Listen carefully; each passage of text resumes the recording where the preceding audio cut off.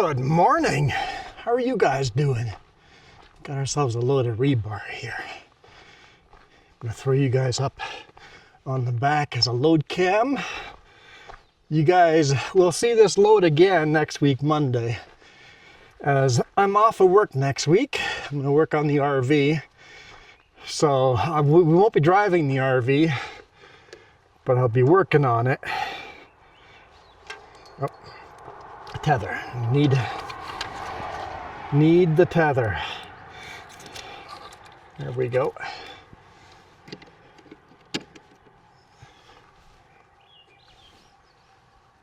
That still looks good. Still looks good. But yeah, a load of rebar. Looks like maybe 3 different kinds of rebar because the color difference. You'll see on the back over here, they're all painted orange. On the front, the top layer is orange and the bottom layer is yellow. And then there's 2 packets on the other side that don't have any paint on them at all. And here there's a little roll of fencing as well. So pick this up between Abbotsford and Chilliwack. That'll be Monday's video. Yeah, so this is definitely thicker gauge. Oh, see, yeah, that's thicker gauge than that. That's much smaller. Different kinds of rebar. Going to trail, which is where we're headed right now. And I'm limping. I don't know how I can hurt myself while I sleep, but I woke up in the morning and my foot just hurts so much. It's almost like I woke up super early just in pain. It's almost like I had a Charlie horse on the bottom of my feet. I don't know if that's possible, but that's what it felt like.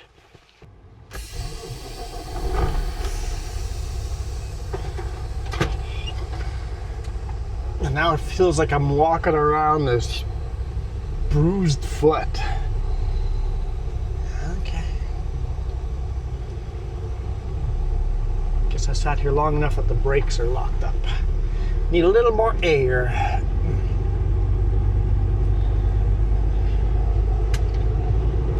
Don't see anyone coming.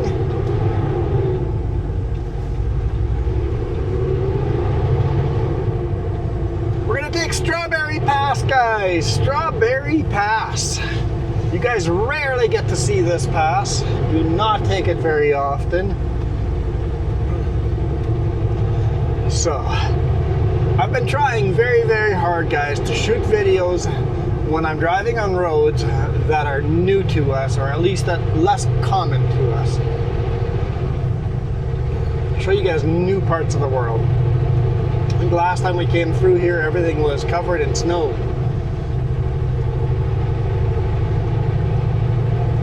So, see what kind of viewpoints we get. It's a fairly steep climb the other direction. We have a little bit of climbing to do for us here, but most of it's going to be downhill.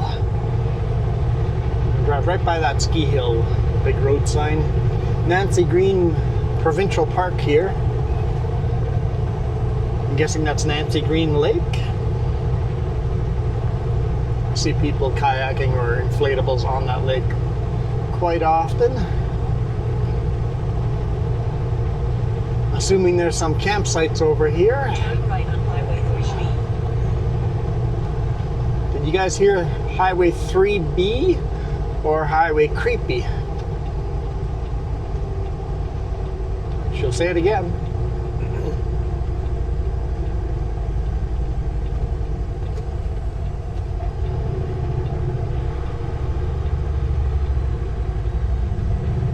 Maybe. Maybe she'll say it again. Continue on the current road. Never mind. Continue on the current road. Oh well. Rossland, 28 kilometers. Trail, 38. 29 kilometers to Rossland. 39 to trail. here we got a little bit of climbing to do.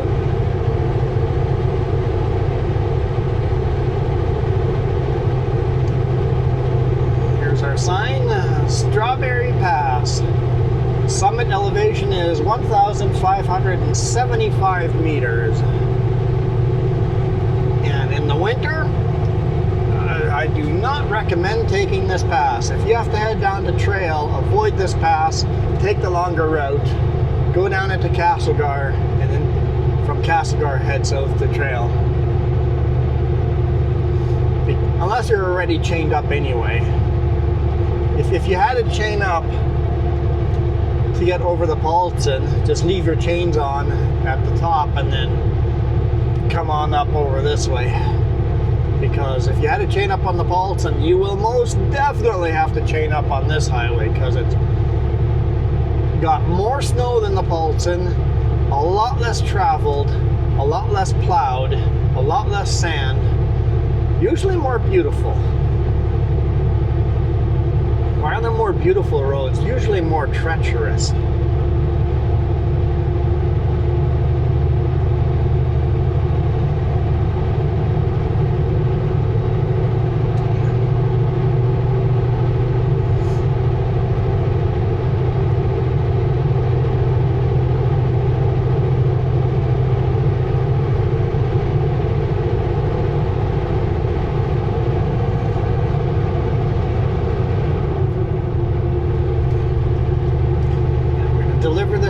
In trail tomorrow morning. It is now 5:30 p.m.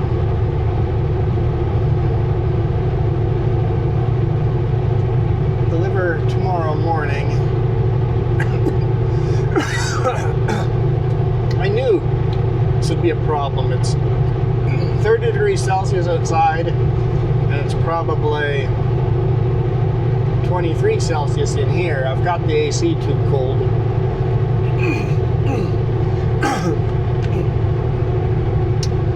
Yep.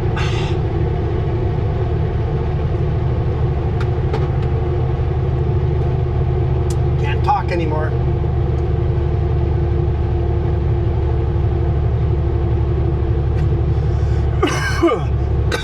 Oh, come on.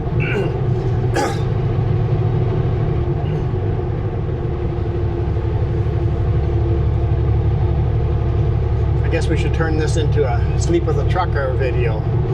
Just shut up and just enjoy the scenery. I haven't recorded a video for that channel for a while. I don't know, just life has gotten so busy. I'm gonna try again. Maybe when I'm off next week, if we have a spare day, I might try to shoot a video in a creek or something. Those are super relaxing. We'll see if I get time, but if I do get time, we'll do something like that.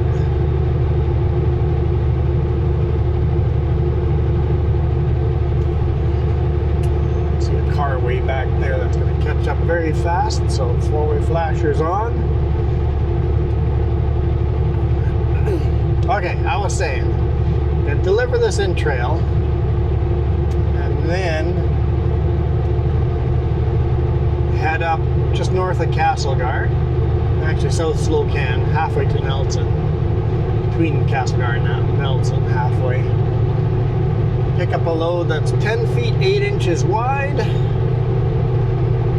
Probably have to tarp it. I'm not looking forward to tarping it in the heat. Maybe I'll get lucky and it starts raining.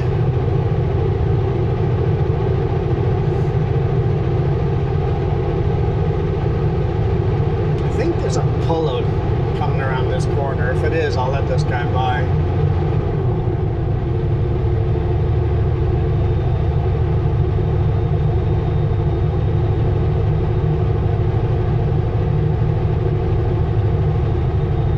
And I have no idea where is the wide load going to. Squamish. It's going to Squamish. I do have an idea where it's going.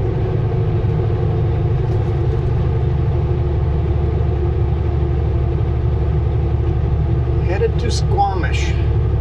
So hopefully the weather and lighting is right, so I can shoot some video down in Squamish. Do a little bit of sea to sky highway video. we'll see how it goes.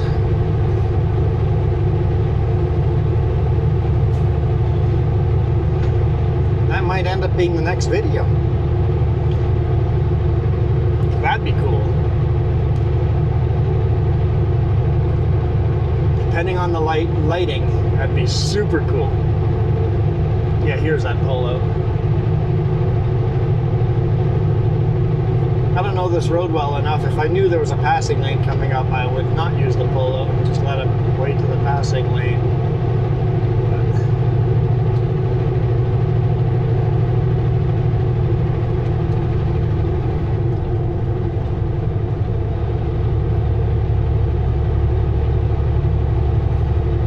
Hand it to the sunroof as a thank you.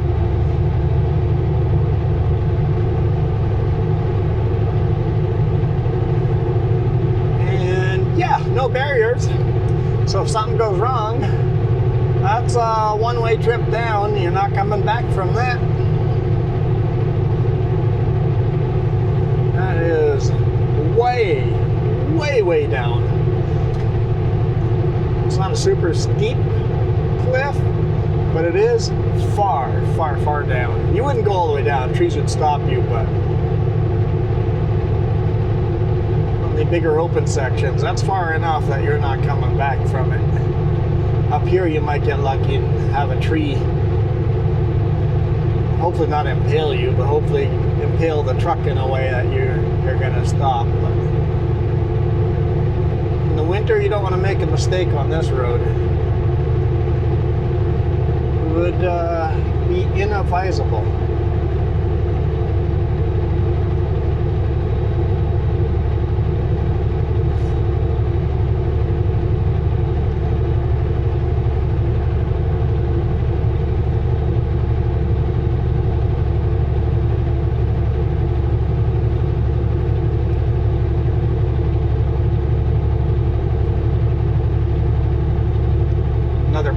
But no car behind us this time.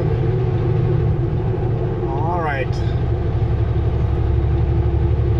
let's do this automatic.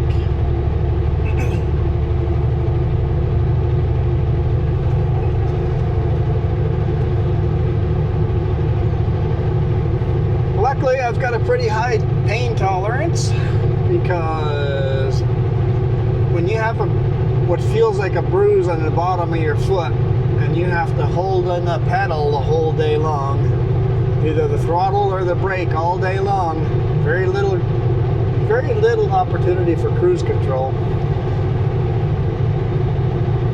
It is a very painful day.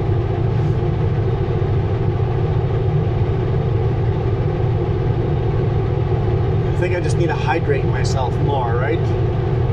Is that where those muscle spasms come from? Dehydration? Trying to drink more water. Drink a Powerade. Not a Powerade. Is it a Powerade? Sure, Powerade. Yeah, Powerade.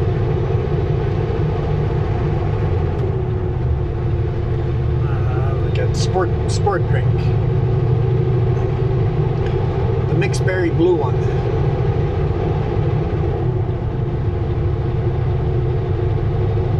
All those drinks always taste gross to me. Now they got a barrier here.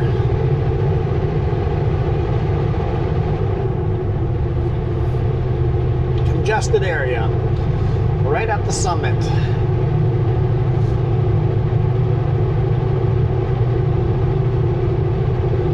There's the webcam right there.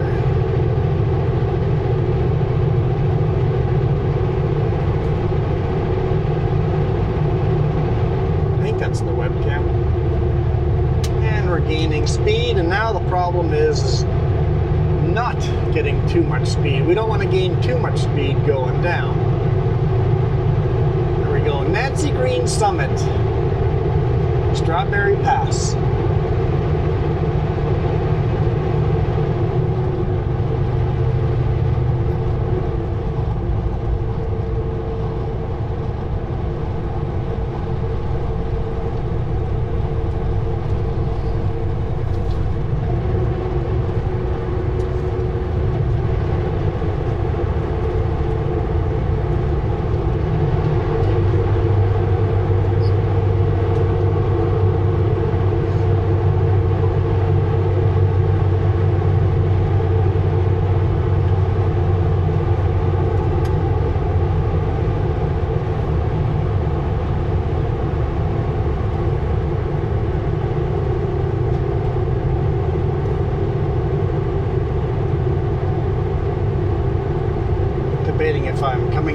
too quick or too slow.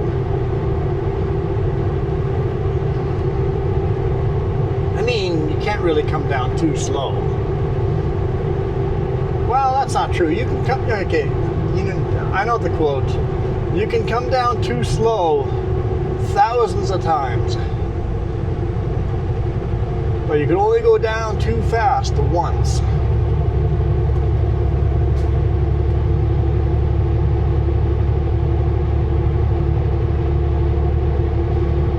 Definitely looks like the clouds have moved in, so maybe I will get lucky and get some rain.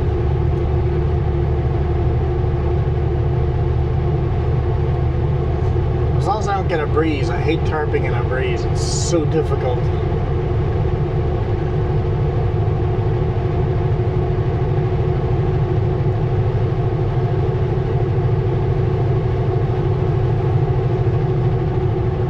Speed limit's 100 on here. I'm not going to be doing 100. I think between 60 and 80 is going to be my speed.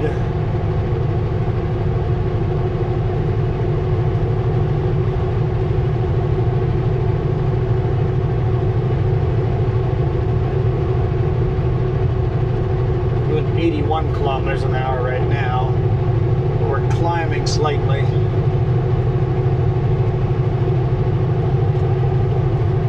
It's a long distance down. When we bust over this hill, I think it's like 16 kilometers of all downhill.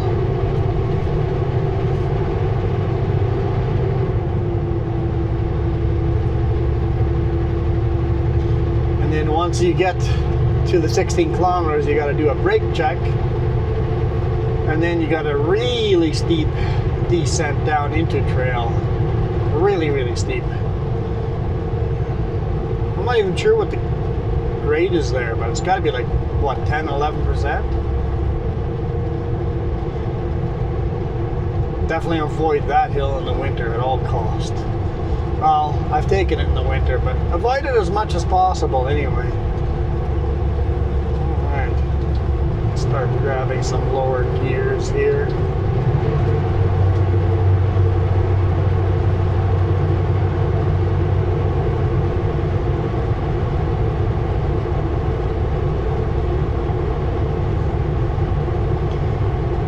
Part about BC Forest these days is how well that they cut, how good they maintain the forest, how rigorous the rules are on keeping it renewable. So if you take out all the trees that are protected and you're not allowed to log in at all, take all those out.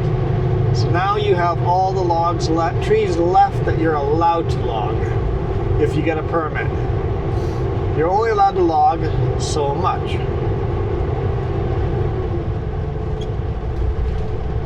Out of that, they log less than 1%. I think the stat is less than 1% of what they're allowed to log. They log in a year. And they used to back in the day. Like this is the Cold War era. They used to do monocultures, where they would cut it down and then just plant all fir. Like there'd only be fir trees growing in that part of the forest. Because if you look up in the forest, there's a mix of different colors of trees. There's like larch, pine, cedar, fir, all sorts of other trees that don't look like evergreens. That's a lot of cars parked there. Must be a popular hiking trail.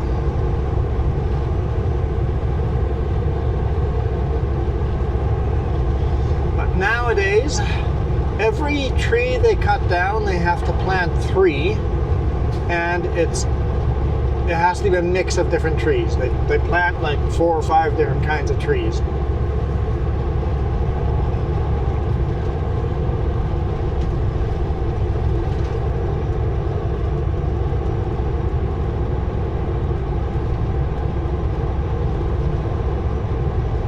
And out of that 1%, they also cut a huge section of that percentage out of forest that got burnt.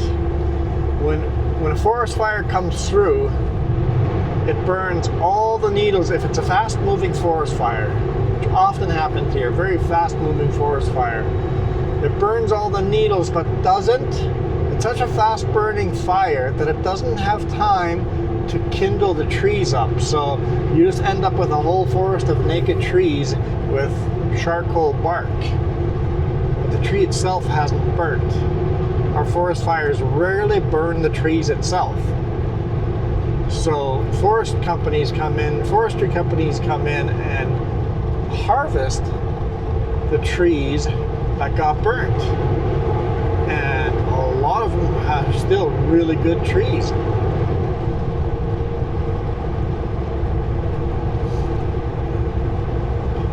You just have to debark them, get all the soot and coal off the outside, and then turn them into 2x4s. And what that does is, after a forest fire, it prevents more fuel, because then you'll have all these dead trees that are now a danger, because in 3 or 4 years from now, those dead trees are going to start falling over as people are hiking on the trails. And 3 or 4 years, those trees are fuel for future fires. And of course, if you harvest them, now you're forced to replant that section of forest, which means the forest comes back a lot faster than if you didn't forest it. So BC is pretty good about environmentally renewable forestry. Are they perfect? No, they're not perfect. They're pretty darn good. Versus, other countries like Brazil, just clear cutting and turning everything into farmland.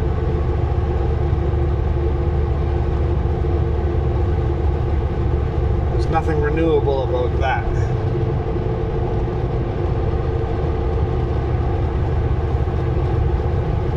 The sad part is they turn it into farmland. The new fields are good for 5-10 years, and now you sucked all the nutrients out of it, and now you abandon those fields and cut down the next section. It's a real tragedy on some of the countries. So I'm glad we have some pretty strict laws. It means that the lumber industry has got a long, strong future.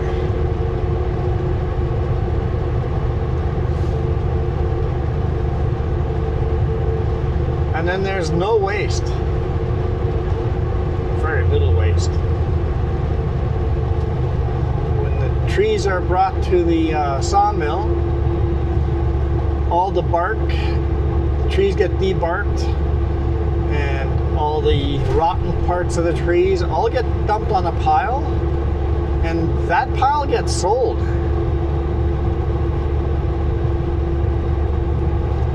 That garbage pile gets sold as hog, H-O-G, and it goes to electric plants. Basically, you make electrical generators. You heat up water and make electricity. You got electric generators. There's the ski hill. Instead of these electrical plants burning coal, we burn the garbage bark and rotten wood and all of that. And then any of the corner pieces from 2x4s and stuff like that that can't be turned into lumber gets thrown into a wood chipper and gets sold as wood chips, which end up going into particle board and paper and yeah, all sorts of different material. All that gets sold too. And then when the saw blades cut all the lumber, all the sawdust gets produced. Guess what? The sawdust all gets sold.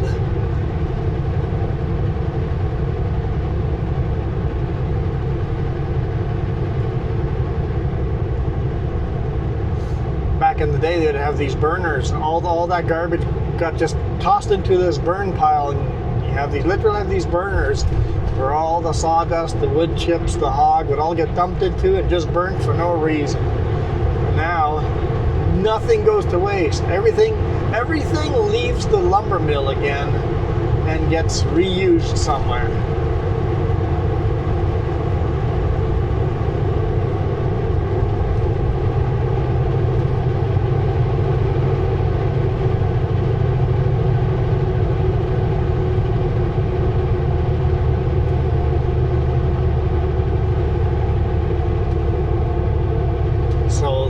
BC Forestry is very good, very strong. And the thing is, as far as renewability, all the lumber mills are all on board of replanting these forests, because if they want their kids to own this lumber mill in the future, they need new forests to cut down. Their kids need a forest to cut down, so you got to replant it. It's literally like farming. Forestry is like farming. You got to replant it.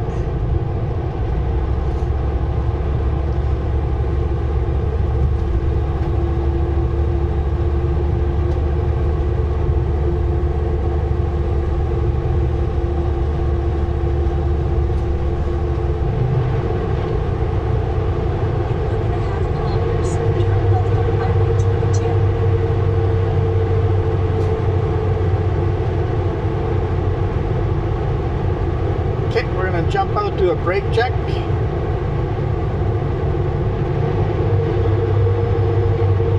Oh, I should make sure that there's no bug splats on the camera lenses too.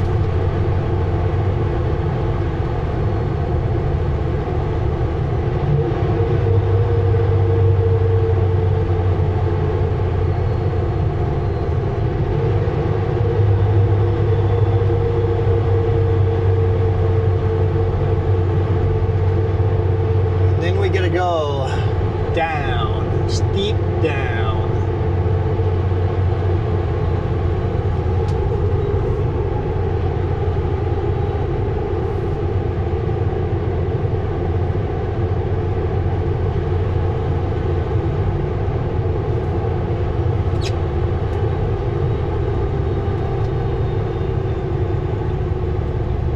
Turn left on Highway 22. I can't, Carmen. I have to turn right to a brake check.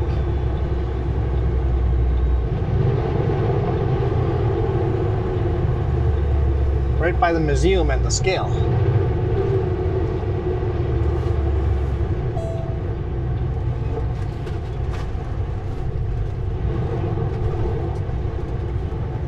Hello, gopher.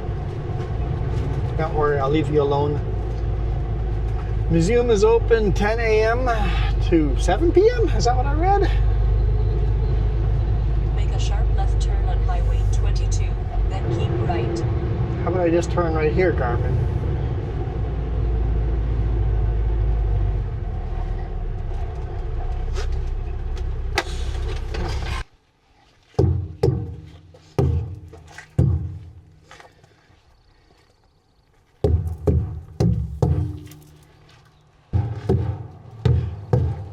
Hey, if one of them was hot, they'd be steaming now, wouldn't they? It's one thing nice in the winter is, you know, when you have a hot hub or a hot tire. And dry rot on the side of this tire is, it's real. I've had a steer tire once that had a slow leak. and you only have to lose a couple of PSI and you know there's something wrong. If all of a sudden the truck is pulling one direction or the other, it's like, I need to stop and check this out. They're all turning. We're good. We're good. Let's go. Turn right on Highway 22. Let's hurry up and get down the mountain. And let's not hurry up too much. No hurrying up here.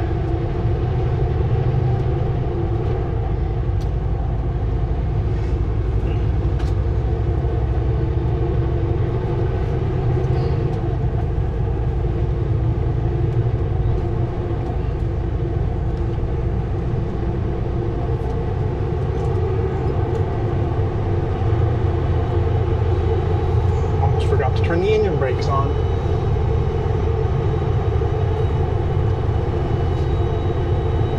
Cars behind me are going, oh no, we got stuck behind a big rig. Welcome to Rossland. Beautiful town, side of a mountain.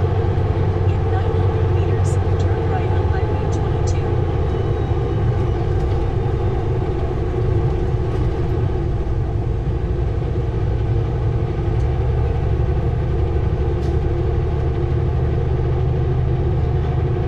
Those magical alpine type of towns.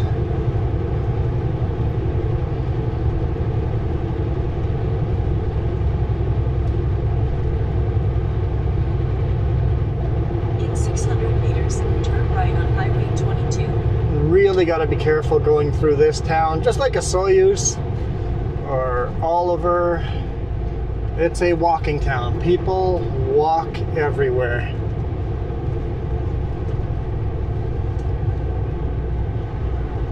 Chances of stopping at a crosswalk are high.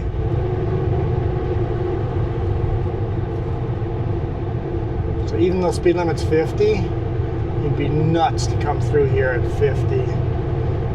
Like there's people everywhere. And this is a nice slow day, and there's people everywhere. During a busy day, you really, really, really have to watch out.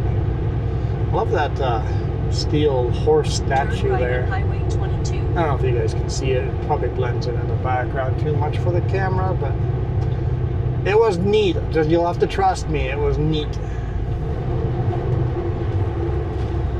Dude was gonna cut the corner, and it's like, nope. There's a big rig gonna use all of his corners. Continue on Highway 22.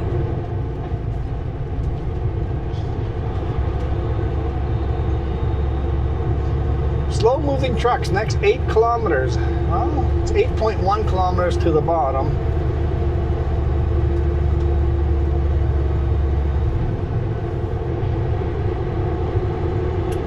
Turn our four-way flashers on because we're not going to gain any speed. The speed limit increases here, but this is about as fast as we're going to go.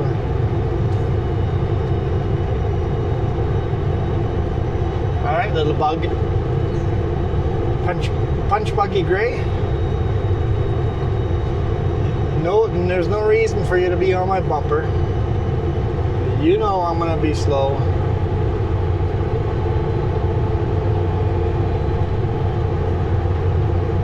And you know there's a passing lane coming up in just a corner or two.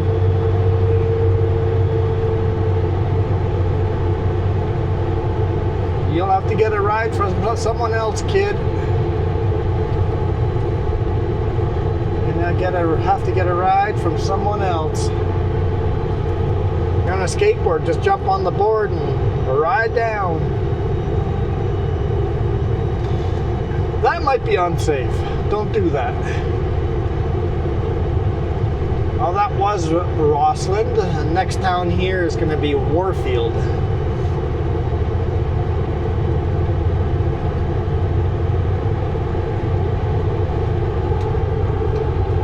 As far as grades, we're at 10% downgrade right now.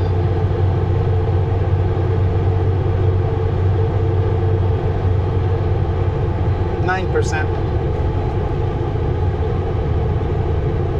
8%,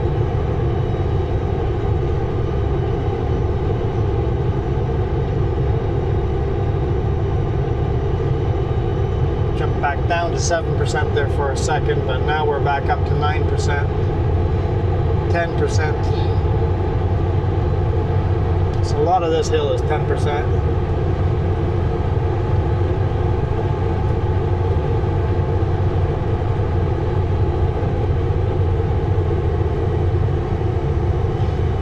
For those of you guys watching in the US and don't know how we run in Canada with weight,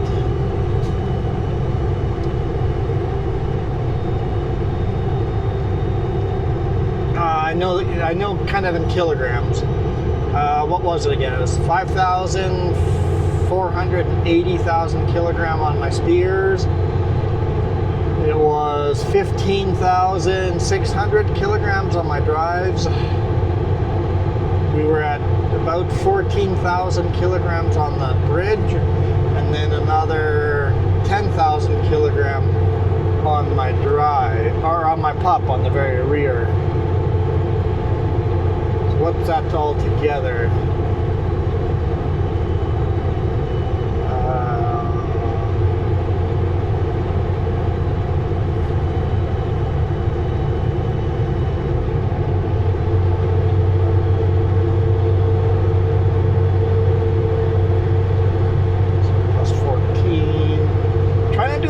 In my head.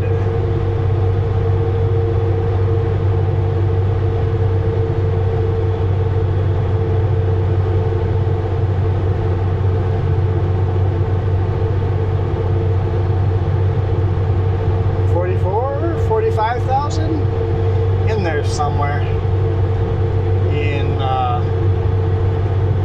kilograms.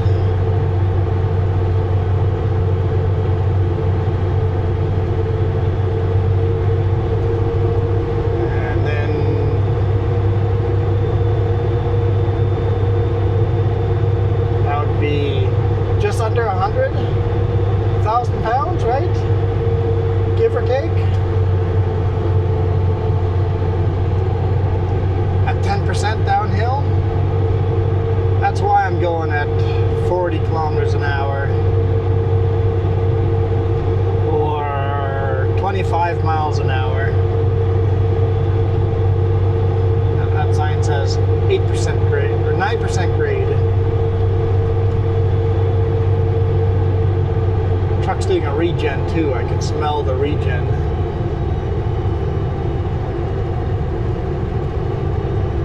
I'm like, is that someone's hot brakes in front of me? It's like, no, that's me.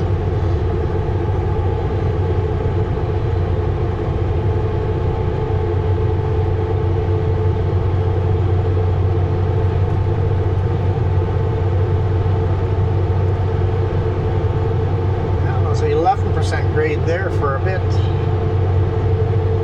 Back to 9% grade.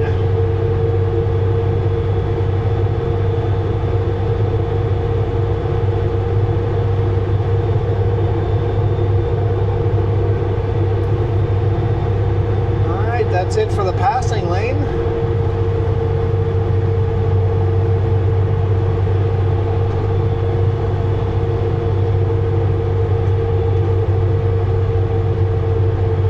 Back and forth between 8% and 10% grade. It's not a fluid exactly one grade. It kind of goes up and down. It's a runaway lane. It's a downhill runaway lane. It's a cable. All the cables on the inside would catch you. With these shock absorbers on the side, it would absolutely destroy your truck. At the very end, there's this sand hill to stop you if the cables didn't stop you, but it would be a bad day. Well, better than coming barreling down this at full speed. Couldn't imagine losing your brakes on something like this.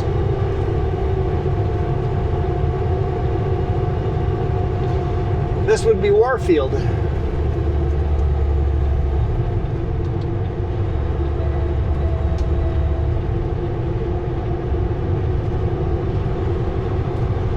Computer says, no, I'm not going to let you upshift.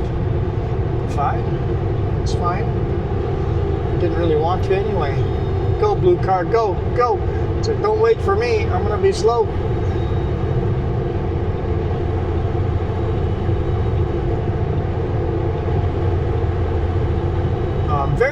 towns over here. They're old gold rush towns, so the yards are tiny. Tiny, tiny little yards. You'll see, even the bigger yards are tiny. There are no big backyards, right? If you live in Winnipeg and you have a small backyard in the city, you have way more than most of these people do.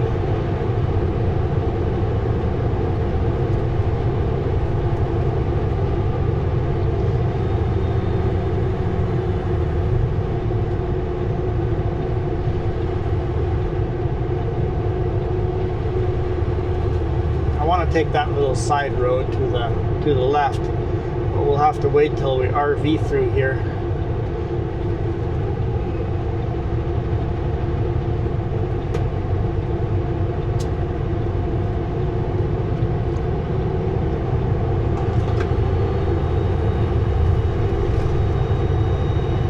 This bridge always makes me nervous.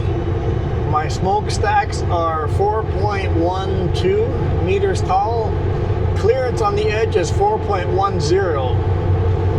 If I went all the way on the shoulder, I would clip that bridge.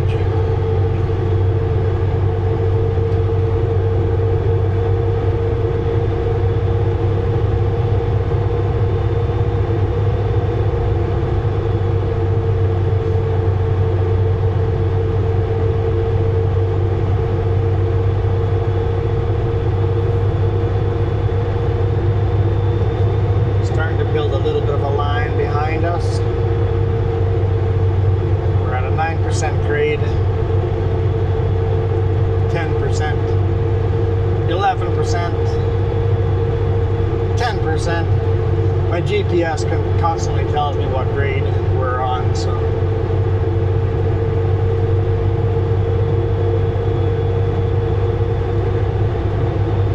Now we go underneath the same exact train track. The train track going over top here is the same one. Just did a big loop-de-loop. And in the trees on the right-hand side, you can't see it, but there's a tunnel. Before they blasted this rock cut here to put a train bridge on it, there was a little tunnel where this big rig would not fit through. There we go, that's the last passing lane you guys got.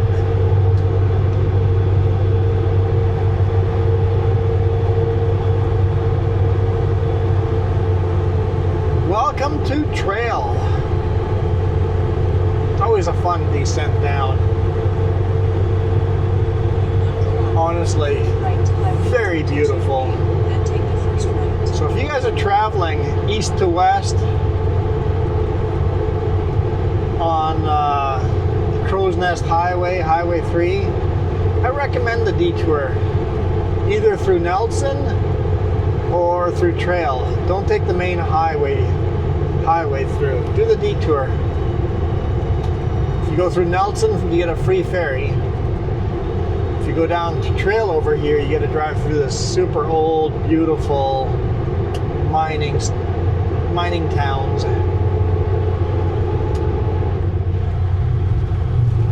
And we're down.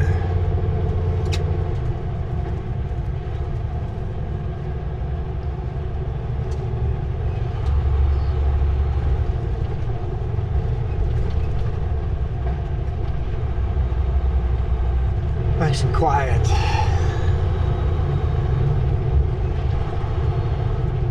It's always so nice and quiet after you do a steep descent.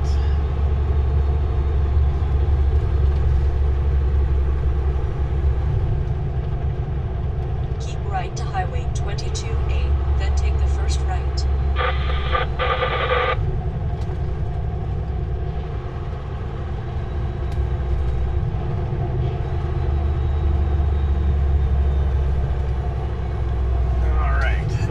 Coming. Right on Highway 22A. Always a tricky one.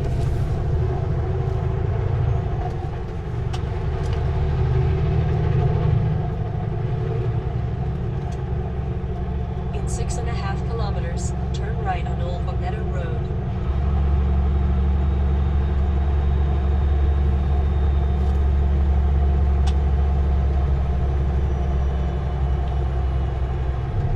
across the Columbia River. So I guess we just drove down into the Columbia Gorge. I don't know if it's called the Columbia Gorge, I doubt it, but in the US it would be called the Columbia Gorge.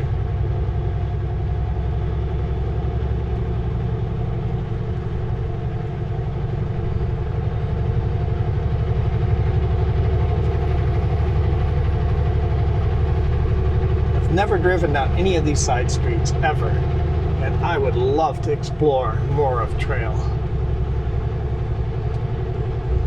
There's even old bridges down that way. There's a train bridge, there's a pedestrian bridge. There's some cool bridges down that way to explore.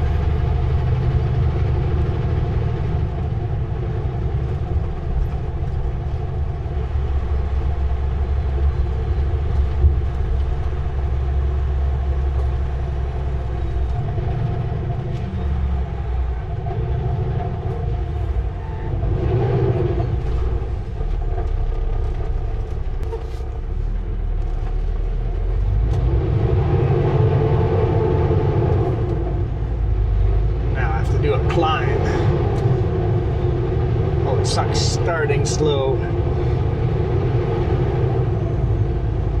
Heavy and going uphill.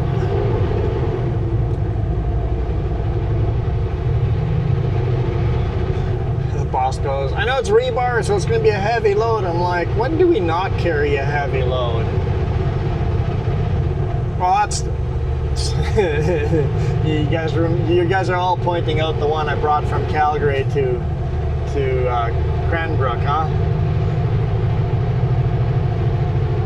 Sometimes I don't carry a heavy load. Fair point.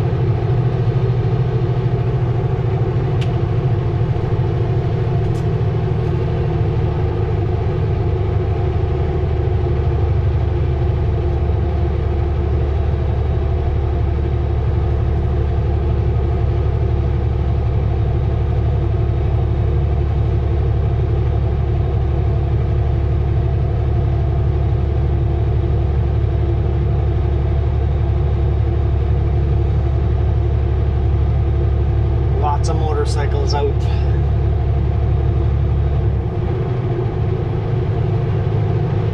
Kind of miss riding my motorcycle this summer, but like, make a choice: register the motorcycle or use that money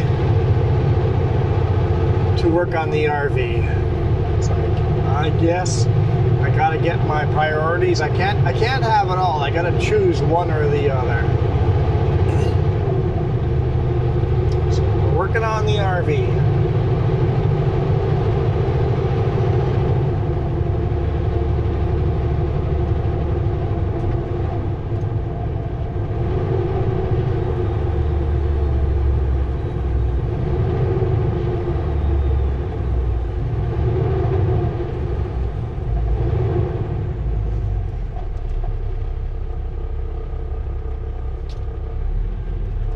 Let's go.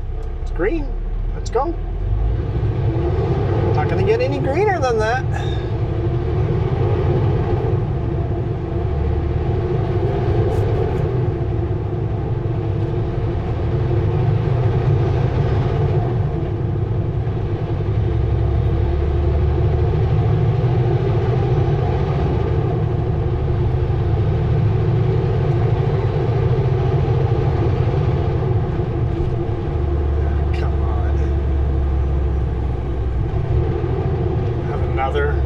Going uphill.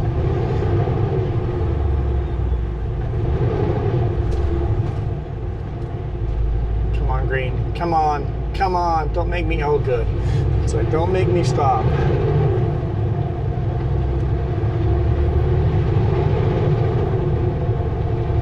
Gotta let this motorbike by me.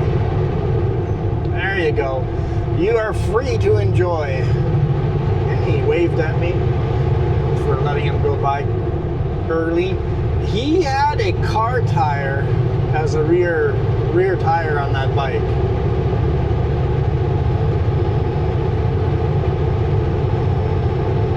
It's not a rounded motorcycle tire, it was a car tire. wonder how that would ride.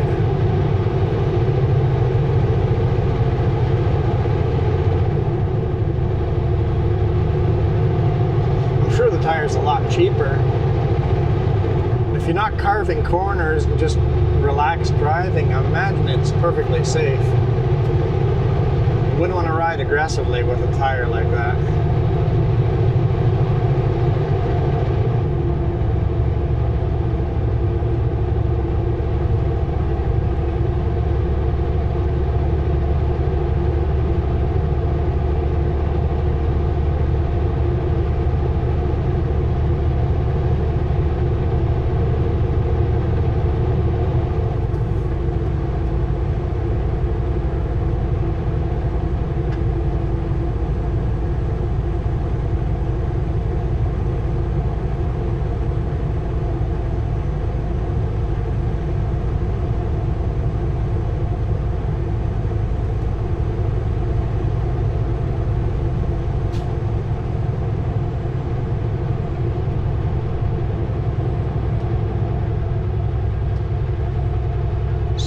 I'm thinking I'm going to sleep right at the home hardware yard here. As long as there's nobody already parked there. So we're going to pull in and see if I can park on their yard. If not, I'm going to double back on our right hand side. Coming up here is a big dusty dirt pullout that we can also sleep at. In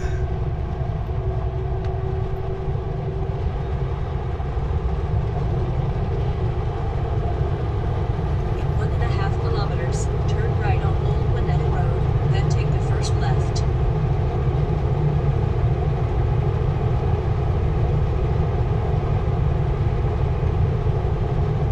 Shame I'm not climbing up to Montrose tomorrow. Fruitvale, that'd be kind of fun going that way. But coming back this way, going Fruit Trail, and then headed north. So yeah, right here. Pull into here and find a spot to squish into and sleep there.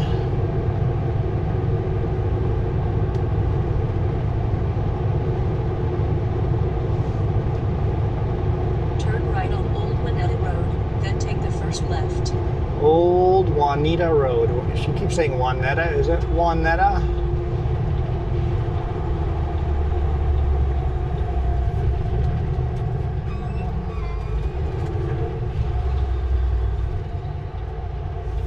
Turn left on Old Winetta Road.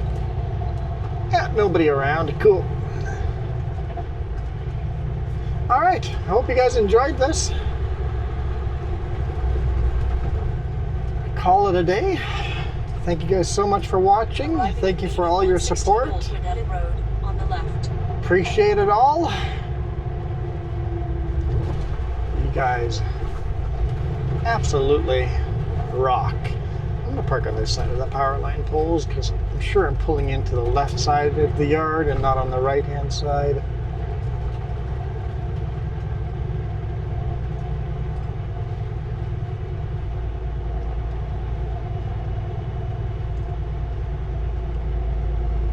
First thing tomorrow morning. Hopefully they open at 7 a.m.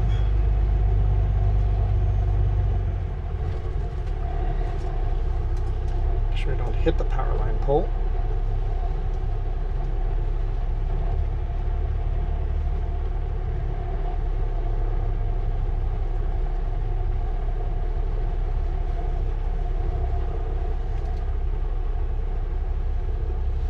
I'm out of here. You guys absolutely rock.